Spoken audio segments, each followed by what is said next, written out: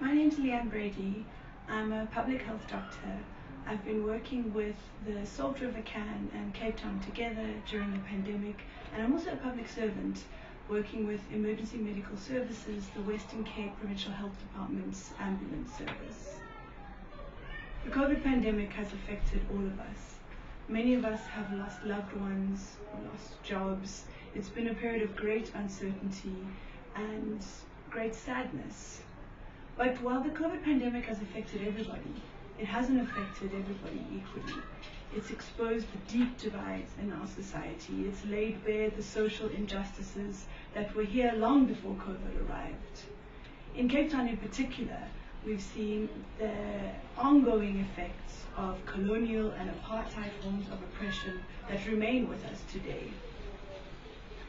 As a public health doctor, drawing on experiences from previous pandemics has been a very important part of the overall strategy.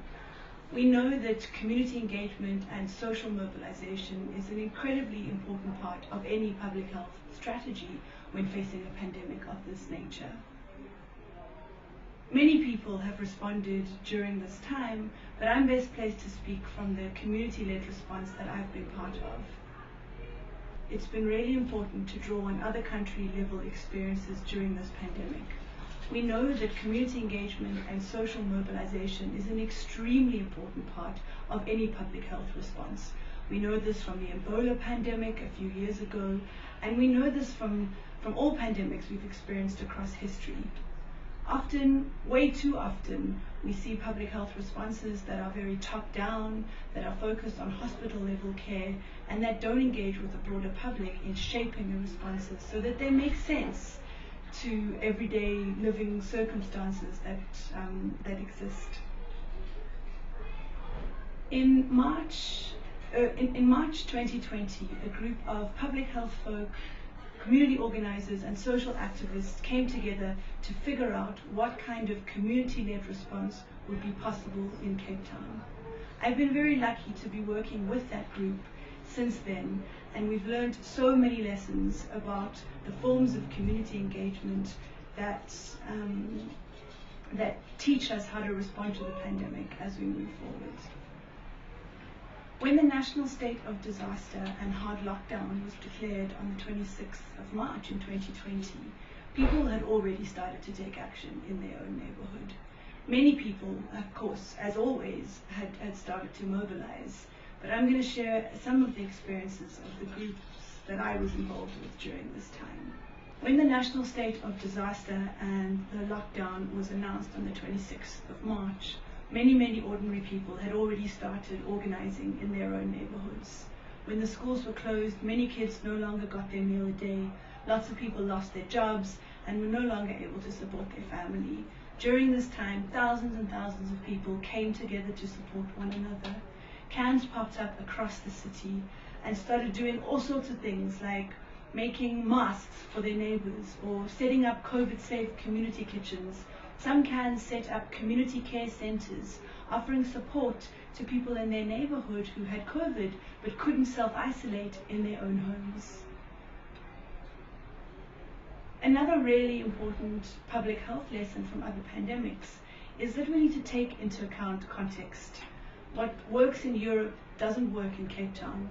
What's relevant and important in Khayelitsha is not necessarily what's needed in Salt River. One of the other really important public health lessons about how to respond to COVID is taking into account context. Public health interventions that work in Europe won't necessarily work in Cape Town. What's needed in Khayelitsha is not the same thing as what's needed in Salt River. What we saw is quite often the public health interventions introduced didn't take into account the local circumstances. For example, one of the first network-wide mobilizations in Cape Town together was access to water in Khayelitsha. When the lockdown was announced and many people were being told to wash their hands, what came to the fore was how many people living in informal settlements still did not have access to running water. For those people, how did this public health intervention make sense? We then saw the Khayelitsha can stepping up and finding solutions to this issue. We saw widespread mobilization across the city and modes of social solidarity that we never thought possible in 2020. We saw, for example, in Gugs, Gogo set up her community kitchen in her own house. She then started supporting a network of other community kitchens in Gugs, distributing food more widely and feeding up to 4,000 people a day at one point. The Ocean View Community Care Center was set up as a home away from home from people who had mild illness but who weren't able to self-isolate in their own homes. Street-by-street organizing is not new in South Africa. It exists in the hearts and minds of many people who were part of the anti-apartheid struggle.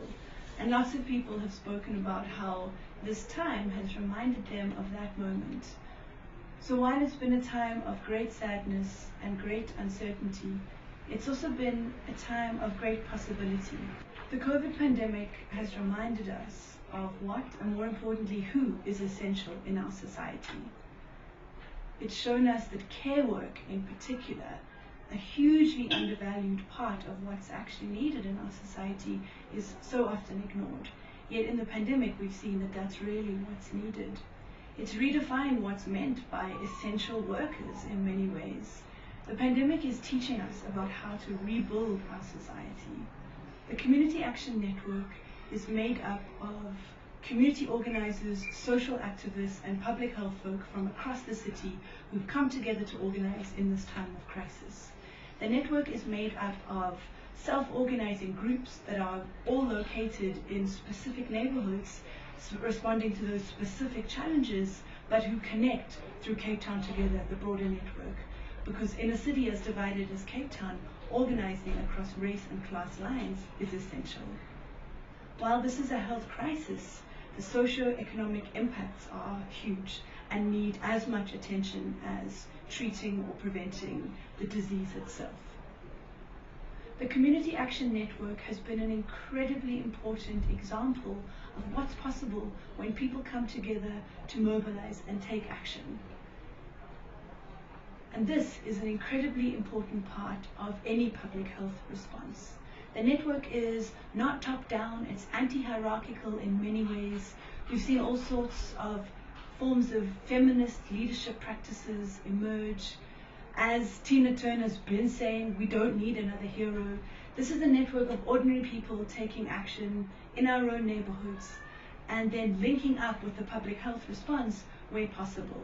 Certainly more links with the public health response could have strengthened the overall societal response to the pandemic, but hopefully this is something we can learn for next time. There have also been many challenges in responding to the pandemic. While the Community Action Network, or CANS, are a community-led,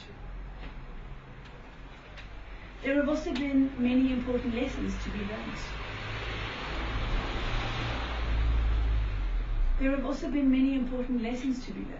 While the CANS are a bottom-up, community-led response to Covid-19, some people have seen this as a political threat, which is really unfortunate, but maybe unavoidable, some would argue.